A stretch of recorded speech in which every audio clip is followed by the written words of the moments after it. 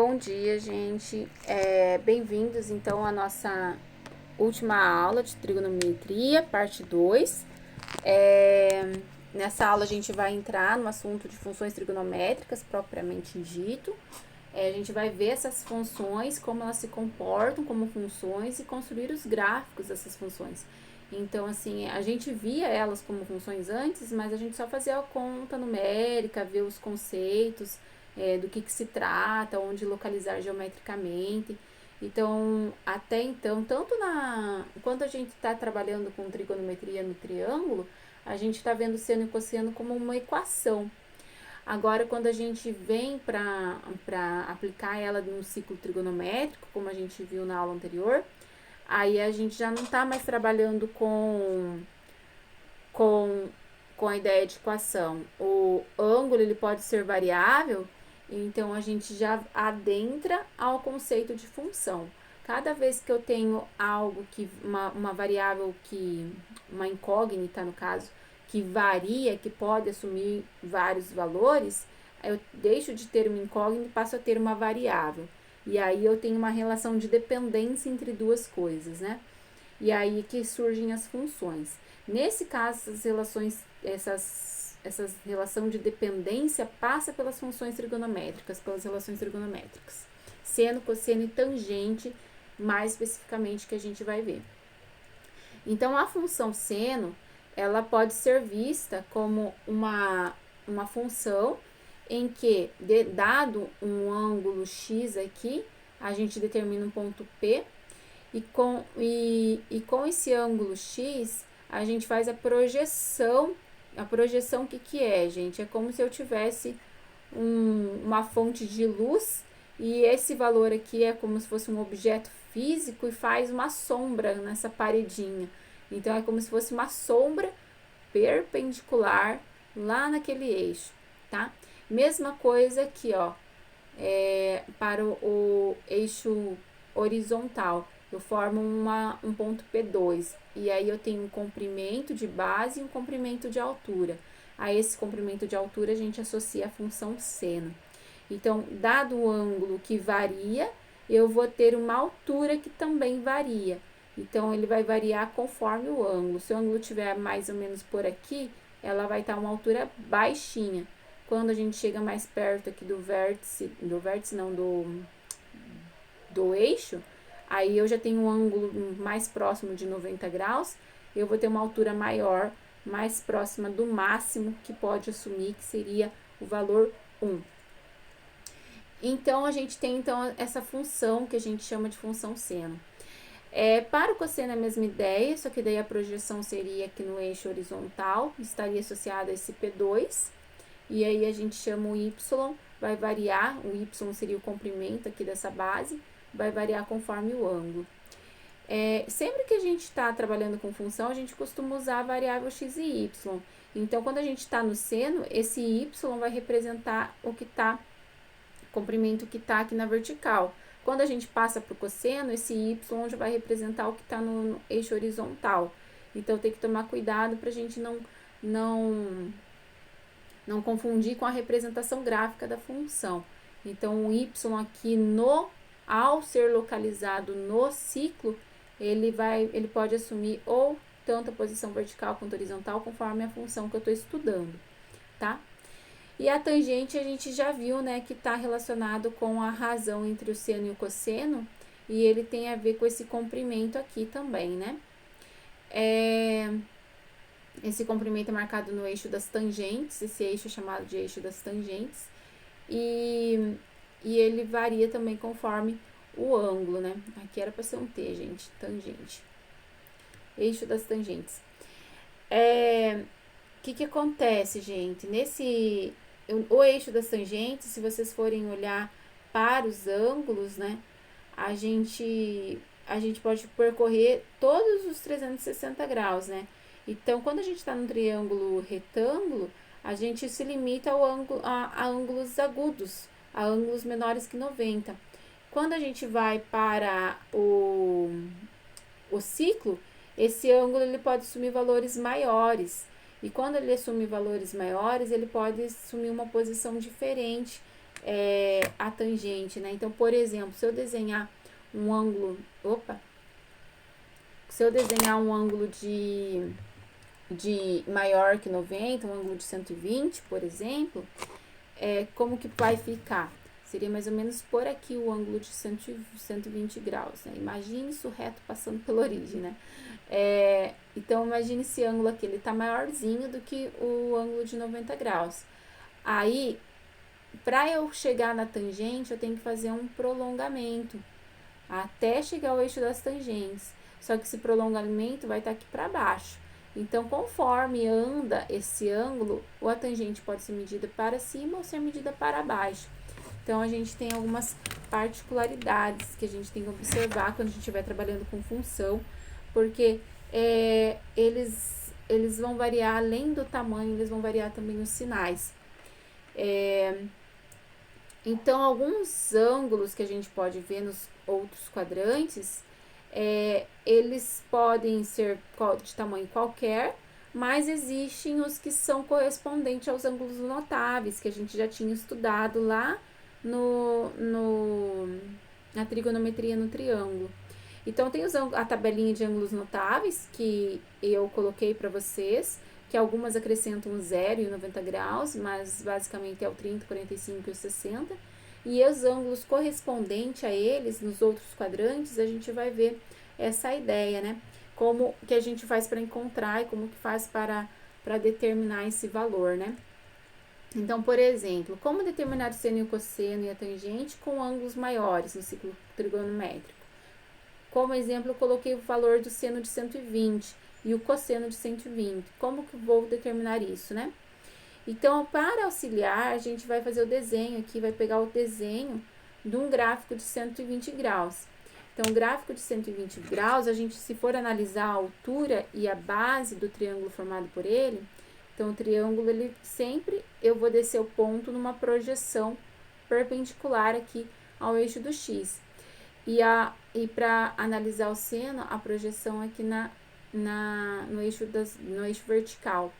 Então, se vocês forem analisar esse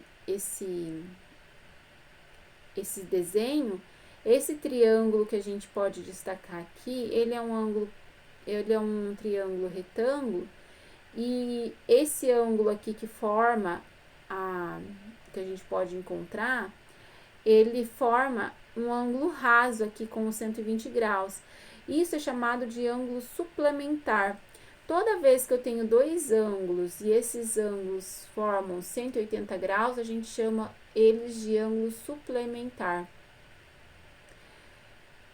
E um outro nome que vocês podem se deparar também quando a gente está somando o ângulo.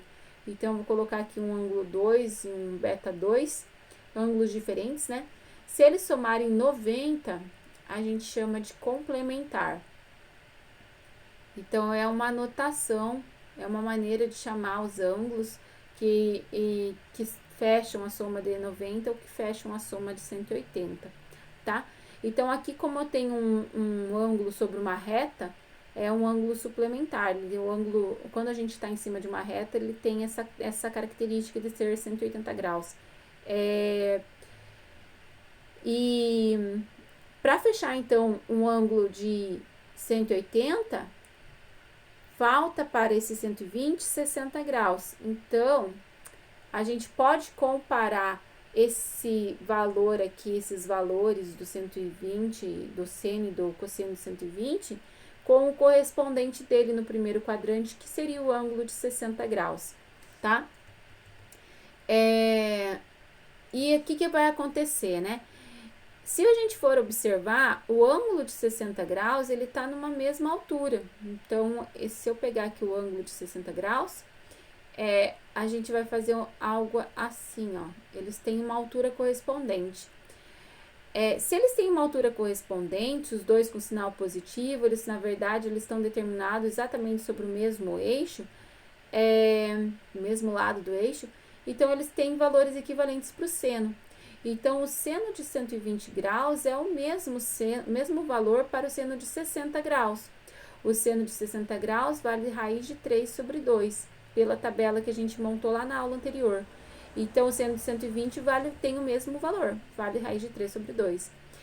E o cosseno, se a gente for pensar, a gente pode pensar de forma semelhante, mas o cosseno de 120, ele tem a particularidade de que é medido do lado esquerdo, então ele não está do lado direito, ele tem o mesmo valor em tamanho, mas o sentido que ele percorre é diferente, então ele não está em cima do outro como está aqui ao seno, né?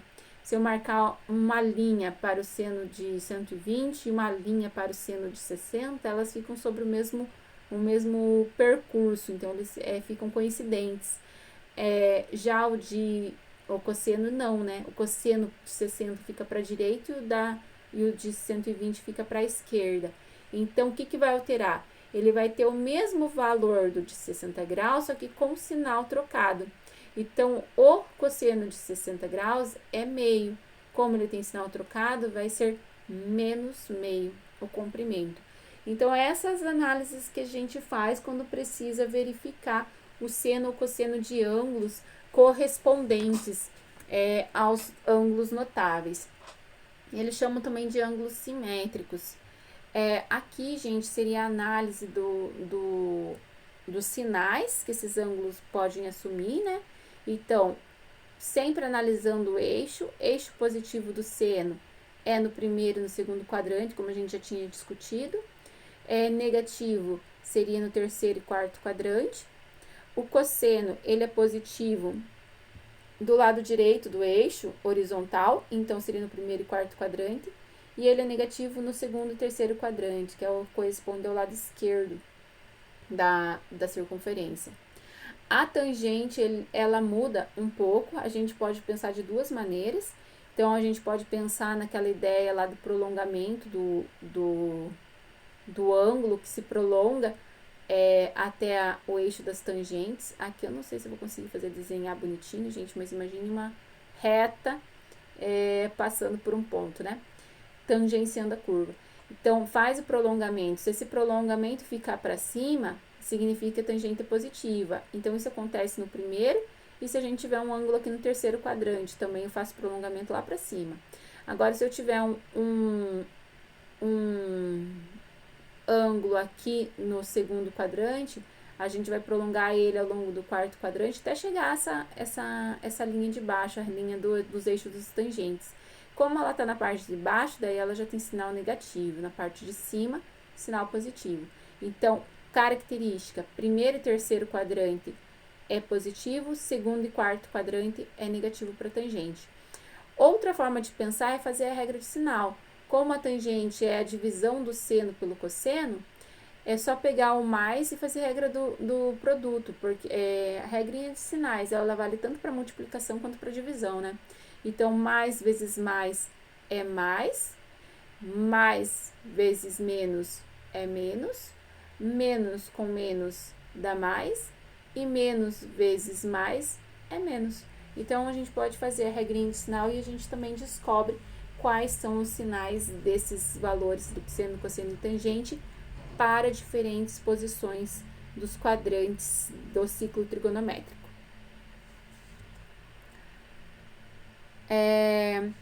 Aqui, gente, eu coloquei uma das representações que a gente acha para colocar esses ângulos equivalentes, né? Então, olha, aqui seria o ângulo de 60 graus, que a gente tinha visto. Esse é o ângulo de 120 graus, correspondente no segundo quadrante. O correspondente a ele no terceiro quadrante seria o ângulo de 240 graus. E o correspondente a ele no quarto quadrante seria o ângulo de 300 graus. Então, ele está aqui em radianos, mas ele pode também associar essas medidas todas em graus. Então, aqui seria π sobre 3, seria ou 30 graus, 45 e 60 graus. E a ideia, gente, desses ângulos correspondentes é sempre pensar em relação às linhas horizontais, aos eixos, né?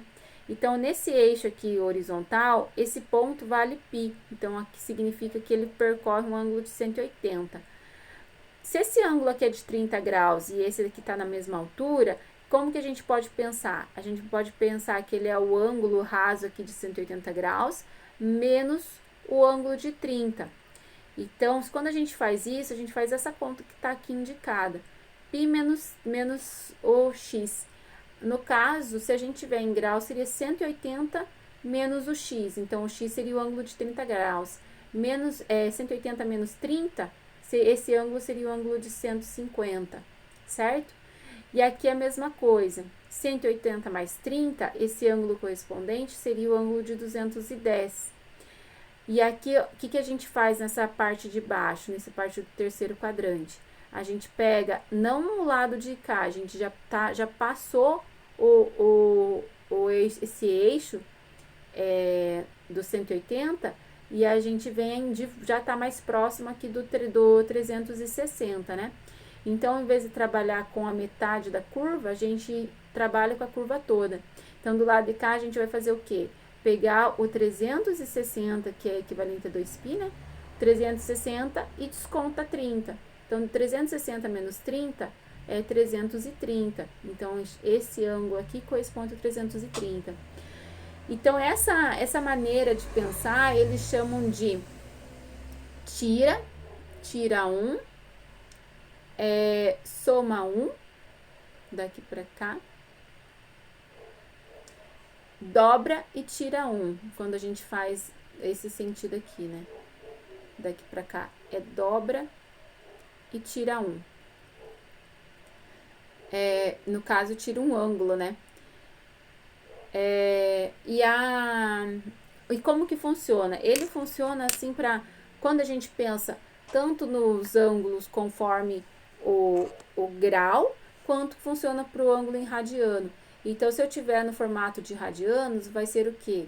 Então, vamos pegar ali o exemplo do 60, né? Do 60 aqui, que é o π sobre 3. Então, 60 menos π sobre 3, que é o ângulo que eu quero. Como que eu faço para fazer a conta, né? Tem uma fração, então tem que deixar as duas em formato de fração. Multiplica os dois de baixo, porque eu tô tirando o mínimo. Vai dar 3. Aí multiplica cruzado. Então, 3 vezes π vai dar 3π. 1 vezes π vai dar 1π. 3π menos π, 2π sobre 3. Então, olha, ao se tirar o ângulo, um ângulo observado do valor π, a gente chega a 2π sobre 3, que é o valor correspondente a 120 graus que a gente tinha. Então, a gente pode fazer isso. Eu falei aqui, gente, que essa maneira de tirar o mínimo, e nesse caso ele vai corresponder ao mínimo mesmo, porque aqui é 1. Mas nem sempre ele chega ao valor mínimo, mas ele sempre chega a um denominador comum, que é o que importa na hora de fazer a continha entre frações, que eles têm o mesmo denominador, tá? Bom, e essa regrinha do tira 1, soma 1, dobra, tira 1, ele funciona também com um jeito prático, porque vamos pensar aqui, ó, pega o valor 3. Vamos analisar esse valor 3 aqui. O que acontece quando a gente transforma ele para esse lado? Então, a gente vai colocar esse valor 3 junto do π lá no numerador. Só que em vez de colocar o 3, a gente vai tirar 1 de fato. Então, tira 1 de fato. Então, 3 menos 1 dá 2. Aqui na parte de baixo, a gente vai, em vez de tirar 1, a gente vai somar 1. Então, a gente pega o 3, soma 1. Então, fica 4. Quando o correspondente já aqui no quarto quadrante, a gente tem que fazer o quê? Dobrar e tirar 1. Então, aqui embaixo é 3. Dobrou? É 6. 6 tira 1, vira 5. Então, é uma maneira também de construir esses valores de ângulos equivalentes sem fazer as conversões. Precisa fazer assim? Não, isso é um macete. Quem conseguiu pegar a ideia e quiser utilizar, faz. Quem não conseguiu ou acha mais complicado, faz a conversão, porque a conversão dos ângulos ali é a maneira mais correta de fazer o cálculo, tá, gente? Então, assim, todos esses ângulos são determinados por meio de proporção. É válido pensar nessa ideia de imaginar que esse ângulo aqui seria o 180 menos o ângulo de 30 graus, é válido. Esse é o 180 menos o ângulo de 45, é super válido, assim, mas para macete, assim, é bom para quem tá praticando para vestibular, que guarda bastante informação na cabeça, e aí esquece é uma maneira, se esquecer é uma maneira de tentar relembrar as coisas, né? Mas, assim, o ideal é entender como que faz mesmo para fazer essas conversões, tá? Então, aqui tá um método, né? Então, tipo, tira um, põe um, dobra, tira um. Então, fica facinho de fazer todos os... Se sabendo qual é o valor de cada um dos ângulos no primeiro quadrante aqui dos ângulos notáveis, é facinho, por meio dessa regra, escrever os demais. Bom, quando a gente vai fazer os gráficos, né? Então, toda função ela pode ser representada num gráfico no sistema cartesiano. Então, agora a gente não está mais no ciclo, a gente está no sistema cartesiano, né? Então, a gente vai fazer a representação desse ângulo que percorre, né? Então, ele vai variar esse ângulo. Então, esse ângulo a gente vai escrever ele no eixo do x e vai acompanhar a altura, em referente à função seno, a função cosseno e a função tangente, tá? Que essa altura a gente vai determinar ela no eixo do y. Então, a gente vai conseguir escrever um gráfico para essas funções. Então, usando a tabelinha de ângulos notáveis, aqui está em formato de radianos, que é a notação mais comum que aparece. Então, a gente tem lá o ângulo de 30, de 45, de 60, de 90. E aí, os demais correspondentes a eles no segundo quadrante, terceiro quadrante, quarto quadrante, tá? Então, notem que os valores variam de 0 a 1. De 0 a 1, de 1 a 0. De 0 a menos 1, de menos 1 a 0. Então, assim, varia os mesmos valores da tabela, de 0 a 1, só que ele pode ser atribuído com sinal positivo ou com o sinal negativo, conforme o quadrante que ele está. Então, nesse caso, é a função seno. Então, ele vai ser negativo no terceiro e quarto quadrante. E como que fica a curva? Então, se vocês colocarem os pontos no gráfico, a gente vai colocar lá, ponto 0, altura 0. Ponto π sobre 6 é 30 graus, seria mais ou menos por aqui, ó, gente. 30 graus a gente tem como altura meio, 0,5. Então, vamos colocar aqui, ó. Mais ou menos por aqui, ó. Π sobre 6. Aí, coloca lá a altura. A altura é 0,5, que é 1 sobre 2. 45 graus, seria bem certinho na metade. Calcula lá. Raiz de 2 é 1,42, então 1,4, para um arredondamento bem grosseiro. 1,4 dividido por 2 é 0,7, então aproximadamente 0,7. E assim faz. Todos esses pontos equivalem a um pontinho aqui do gráfico. Quando você faz um monte de pontinho, você consegue determinar mais ou menos como que fica o esboço da curva, né? Na mão a gente só faz esboço, né? Com precisão a gente faz só via computacional mesmo, né? Mas na mão dá para se ter uma ideia boa de como fica a carinha da função seno, né? Sempre partindo do zero, então ela tem essa característica aqui. E ela vai subir a montanha, descer a montanha, até chegar aqui no valor 2π. A partir daqui é uma repetição, então ela vai se repetir, tanto para a direita quanto para a esquerda, tá? Então, ela fica nessa eterna repetição. Porque o ângulo, ele pode variar infinitamente, porque ele termina ali no 360 graus, mas eu posso continuar dando voltas, em cima de voltas, em cima de voltas, e quantas voltas eu der, esse eixo do X aqui, ele vai percorrendo. Então, se eu tiver lá um ângulo de 1 milhão de graus, está lá na frente, mas não é possível de se determinar qual é o valor, né? E aí que eu falei para vocês os ângulos negativos, que eu posso interpretar como uma volta no sentido inverso do ciclo. A função cosseno é bastante semelhante. Essa função seno a gente chama de senoide, eu acho que vocês já devem ter ouvido. Senoide. E ela tem um período, então, como ela se repete a cada volta, então ela tem um período de 2π. A cada 2π ela vai variar, tá? Ela vai, na verdade, ela vai se repetir. O domínio da função é todos os números reais, porque para cada valor que eu escolher para o ângulo, eu consigo uma altura. E a imagem da função, que é os resultados obtidos para a função, eles estão presos entre o intervalo -1 e 1, por causa do raio da circunferência.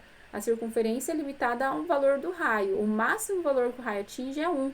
Então, a senoide não vai ultrapassar esse valor -1, a menos que eu tenha outros valores multiplicando a função seno. Senão, ele nunca vai sair. A função seno, do jeito que está escrita aqui, ela nunca vai ser maior que 1 e menor que -1, certo? Devido ao valor do raio.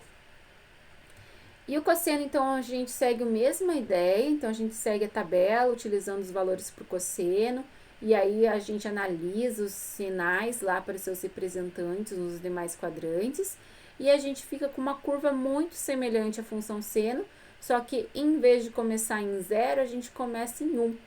Então, o seno ele tem essa característica que a gente começa ele a partir do 1, tá?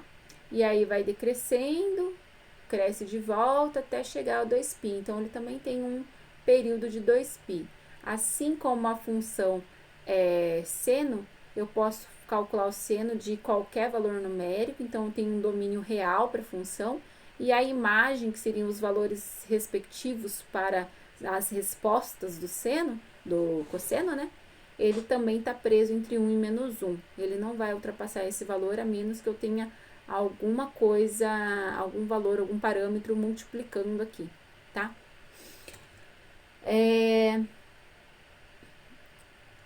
A tangente, ela muda um pouquinho de cara, porque ela já não tá presa ali limitada ali pelo raio, né? Ela é uma medida fora ali do ciclo trigonométrico. E a gente percebe que à medida que ele chega perto do ângulo de 90 graus, aqui é o ângulo de 90 graus, tá? Então, quando a gente chega perto do ângulo de 90 graus, o eixo da tangente fica na verdade, ele se afasta do eixo dos senos, até chegar a ser paralelo. Quando eles são paralelos, a gente fala que a tangente não existe, porque eles nunca vão se encontrar. Então, a gente atribui esse símbolo de não existe, e no gráfico, ela vai aumentando, aumentando, aumentando, aumentando, e nunca vai chegar no valor. A gente fala que ela tende para o infinito, tanto subindo, quanto aqui quando a gente passa um pouquinho do 90 graus, que a gente chega lá, a gente fala que é menos infinito. Que daí a gente já tá lá do outro lado, tá no lado de baixo. Deixa eu ver se eu tenho um ciclo trigonométrico. Não tem aqui, gente. Mas deixa eu fazer o desenho aqui para vocês terem uma ideia do que eu tô tentando dizer. Então, esse aqui é o eixo do seno e do cosseno, né? E aqui seria o eixo das tangentes. Então, assim, olha, se eu tiver um triângulo pequenininho com um ângulo pequeno, eu faço prolongamento e tenho uma altura. Agora, se eu tiver um ângulo maior aqui, eu vou prolongar, prolongar, prolongar, prolongar, e vai ficar super alto essa altura desse triângulo.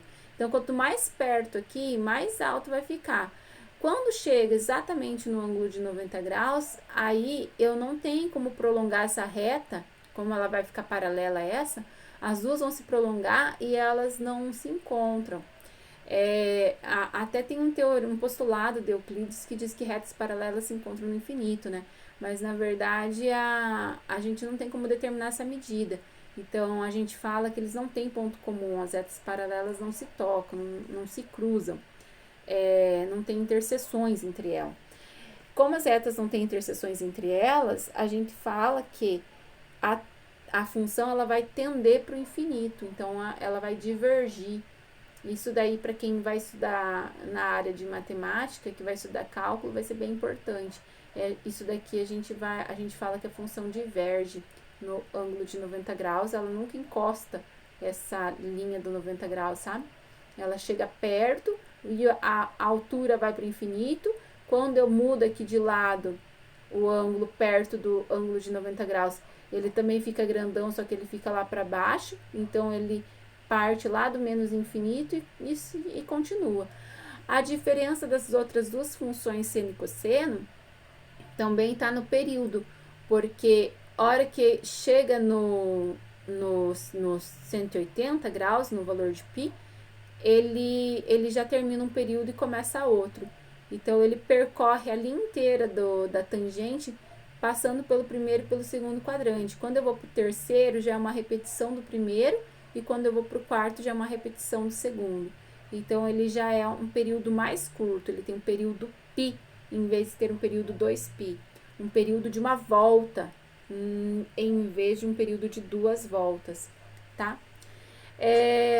Então, é uma análise assim, bem interessante que a gente faz dessa função tangente.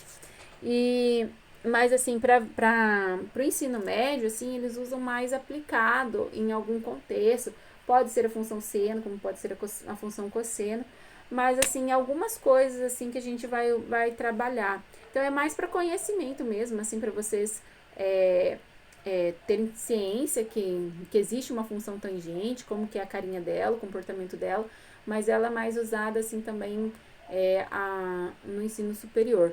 Em alguns vestibulares, eles apresentam algumas questões com função tangente e também com função seno, mas é mais com análise de gráfico. Então, por isso que é importante a gente ver essa questão de análise para quem tiver interesse em seguir uma vida acadêmica aí, né?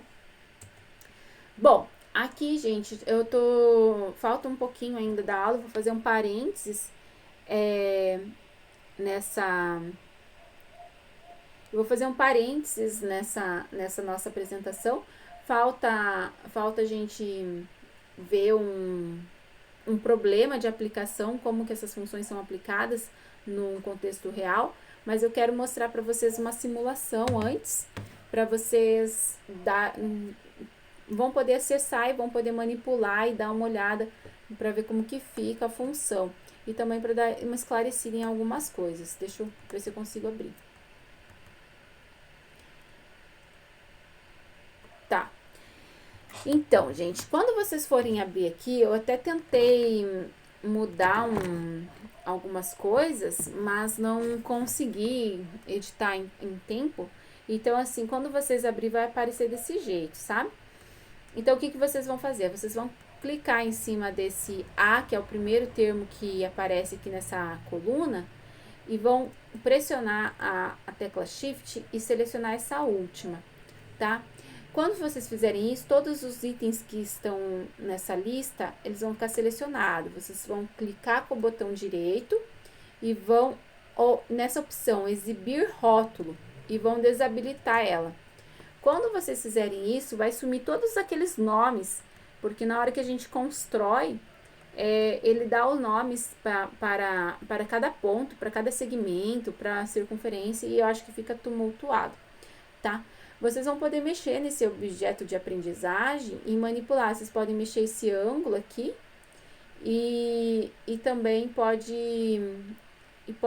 ir colocando valores ali na função para vocês observarem como que fica o comportamento da curva, né? Para quem quiser brincar um pouquinho mais, vocês podem utilizar o aplicativo mesmo do GeoGebra e colocar na função de entrada a função seno, função cosseno, e vocês vão ter uma ideia de como que fica o gráfico das funções utilizando esse software, né? Então, o que a gente vai observar aqui? Então, esse aqui é o ciclo trigonométrico, ele tem raio 1, como a gente pode observar. Esse aqui é o eixo das tangentes.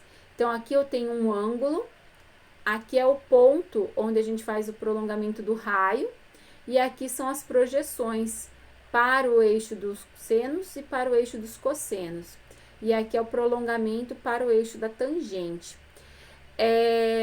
Quando a gente percorre, olha, eu quero que vocês observem nesse primeiro momento esse comprimento aqui, ó.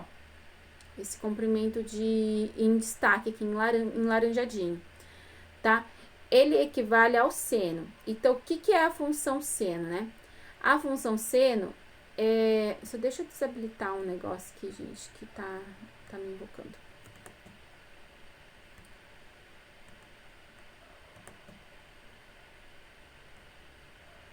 A função seno, ela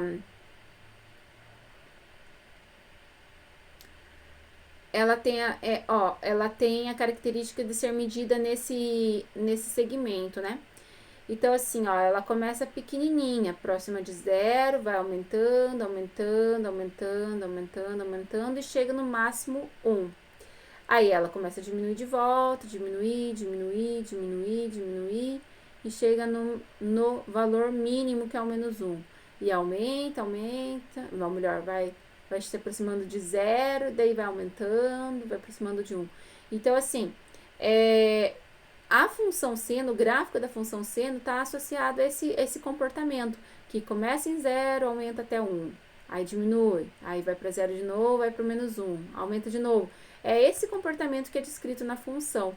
Só que o raio que tá, o raio não, o ângulo que está girando aqui, a gente coloca ele representado nessa linha. Então, nessa linha está a marcação do ângulo.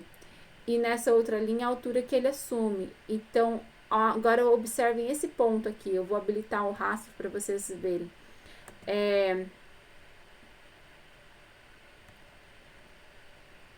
Eu vou girar a função e ela vai percorrer. Observe que tá descendo o tamanho aqui do segmento e a mesma altura desse segmento está demarcada aqui. E aqui ele está deixando o rastro do caminho que ele está percorrendo. Então, a função seno é esse rastro aqui, ó. O ponto está percorrendo um caminho, à medida que o ângulo está variando, ela está percorrendo uma determinada altura e está deixando um rastro que é a representação da função. Aqui eu vou fazer o ciclo completo para vocês observarem. Ele vai circular, ele vai começar a diminuir esse tamanho até chegar no valor zero novamente. Quando ele volta aqui, olha, já surgiu de novo a bolinha aqui, essa bolinha alaranjada.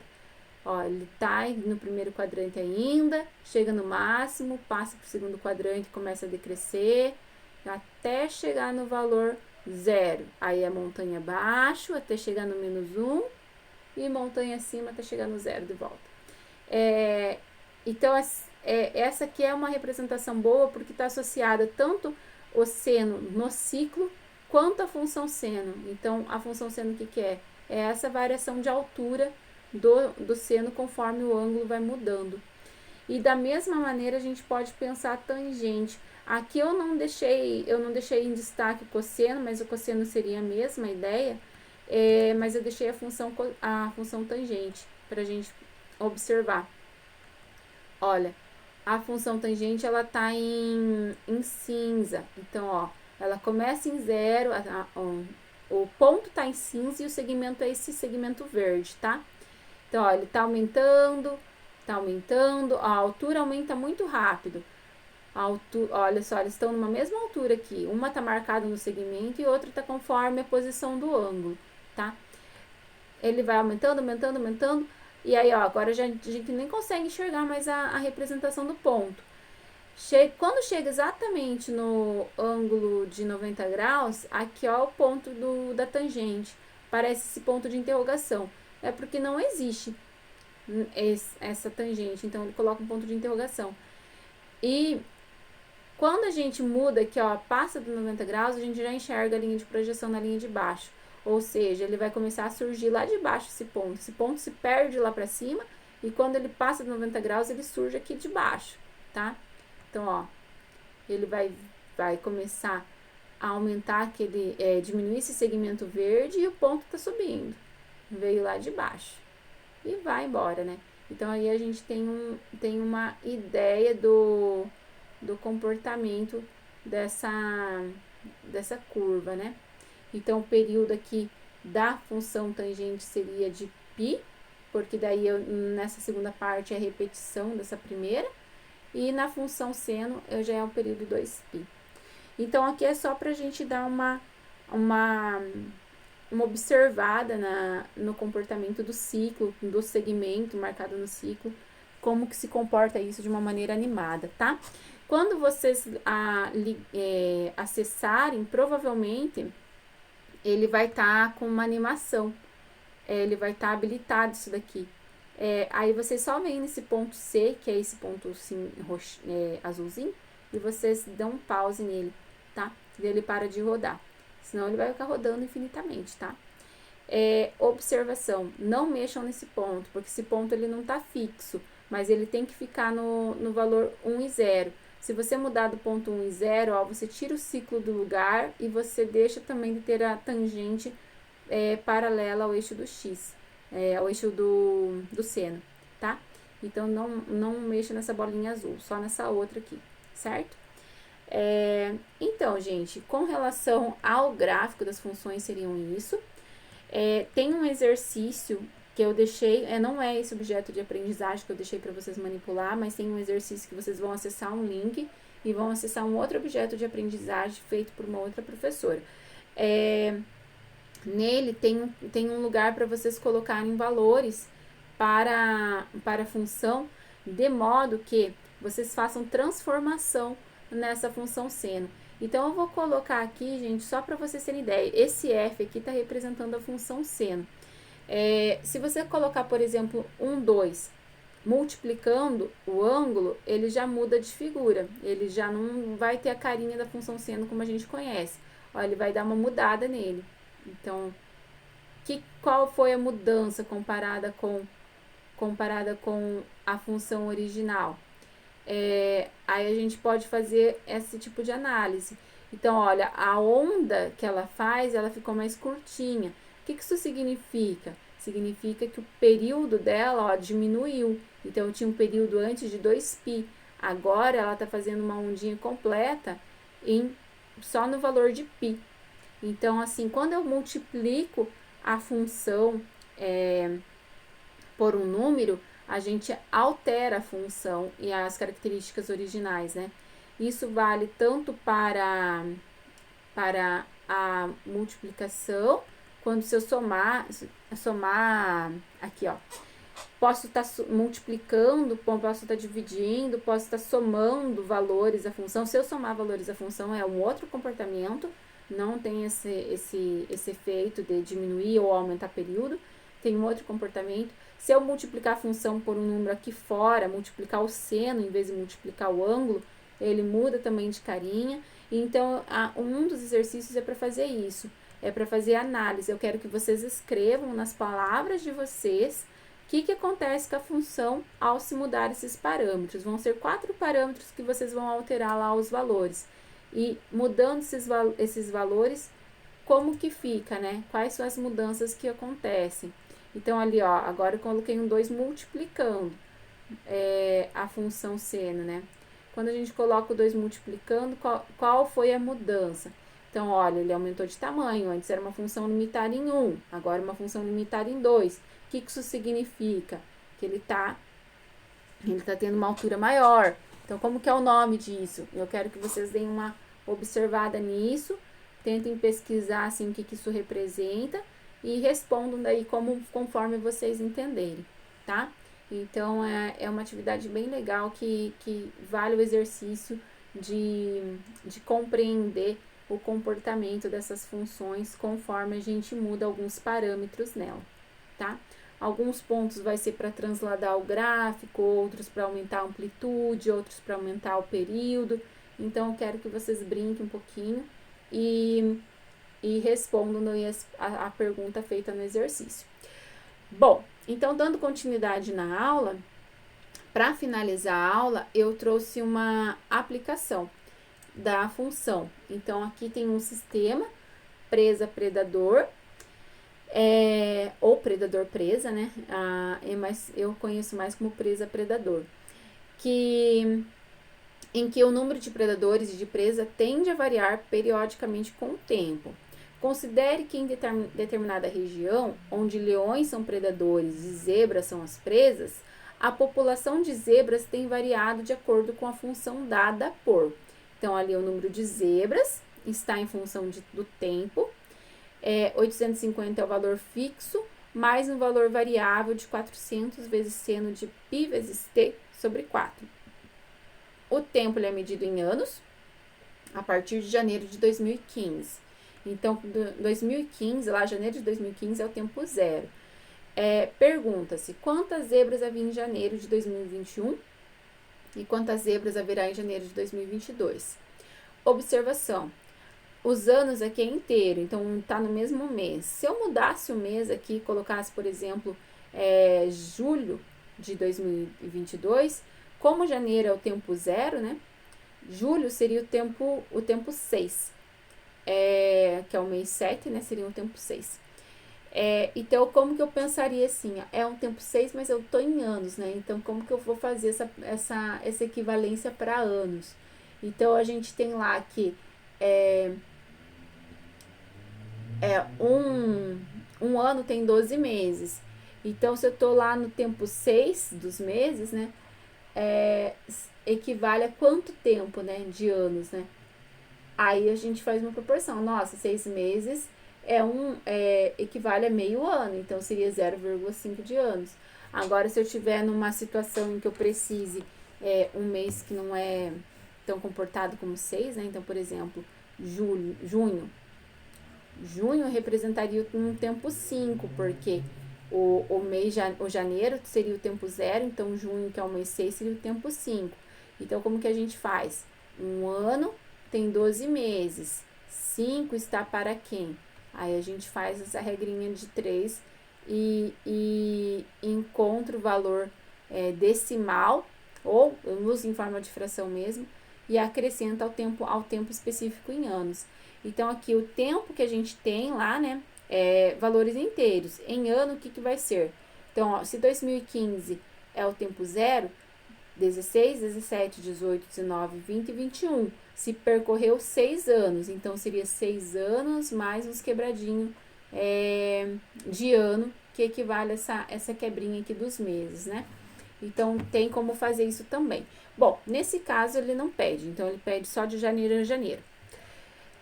Então, como a gente viu, o tempo, quando a gente está no 2021, seria tempo 6, se percorreram 6 anos. Então, a gente substitui o tempo 6 na fórmula dada, né? Faz a simplificação, os dois são pares, então isso daqui fica 3 por 2. E aí a gente faz a conta, né? Seno de 3π sobre 2. 3π sobre 2 é a mesma coisa que 270 graus. Ele é o correspondente ao 90 graus, só que ele está na parte de baixo do eixo. Então, ele representa menos 1. Então, menos 1 vezes 400 dá menos 400. Faz a conta, a gente chega em 450 zebras em janeiro de 2021. Bom, mesma ideia a gente vai fazer para estimar a quantidade que teremos em 2022, em janeiro de 2022. Um ano a mais, então o tempo é 7, substitui na expressão da função. Esse tempo aqui, ele é equivalente ao tempo de 45 graus, como ele está no quarto quadrante, então, só fazer o ciclo para vocês terem uma ideia de ter uma ideia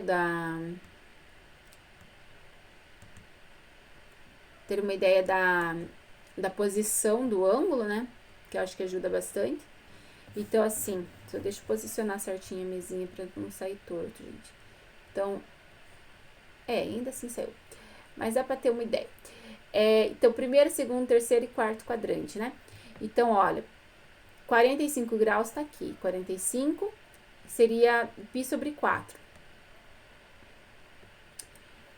45 graus, π sobre 4, 2π sobre 4, 3π sobre 4, 4π sobre 4, 5π sobre 4, 6π sobre 4, 7π sobre 4.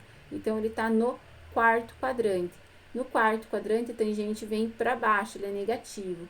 Então, fica menos raiz de 2 sobre 2. Então, fazendo a regrinha de sinal, fica negativo. Aqui foi simplificado 400 por 2, virou 200. Faz a conta ali com aproximação de raiz de 2 por 1,42. E aí, a gente tem que o 850 menos, 1,42, né?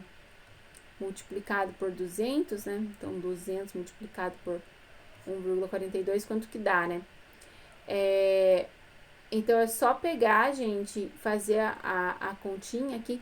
Aqui é a mesma coisa que esse valor multiplicado por 2, que seria 2,84, e depois multiplica por 100, né? Também pode fazer assim. Então, dá 284. 284, a gente tira 850, esse valor 284, a gente fica com 566.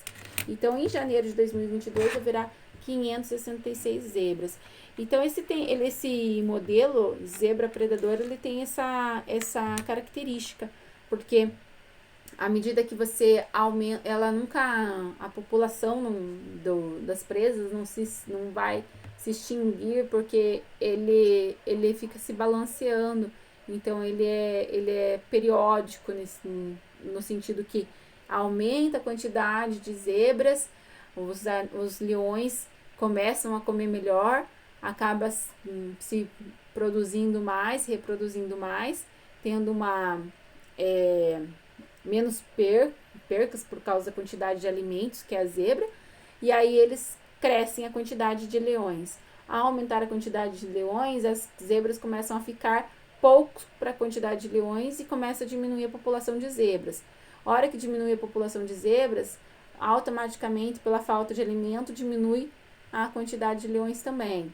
Aí diminui a quantidade de leões, as zebras começam a crescer a quantidade. Então, ela tem esse balanço. E é um modelo assim, muito utilizado tanto para estudar mais o crescimento assim, de alguns animais na natureza, mas também pode ser encontrado também em modelos populacionais, modelos que não a presa predador, mas modelos que envolvem a função seno. Bom, gente, ou a função cosseno, né? Então, por enquanto é isso. Eu agradeço a atenção de vocês. Espero que a aula tenha trazido um pouquinho de luz para o conceito de trigonometria, que vocês gostem desse conceito, porque é um assunto que a maioria das pessoas, só por ouvir o nome, por ser nomes diferentes, as pessoas têm medo. E eu espero ter conseguido trazer um pouquinho dos conhecimentos que a gente tem, para que vocês possam ter uma base e desenvolver o conhecimento de vocês. Qualquer dúvida eu estarei à disposição, vocês podem me procurar durante o horário de atendimento, e também, se quiserem mandar mensagem, pode ficar à vontade, tá bom? Então, obrigada pela atenção de todos e tchau, tchau!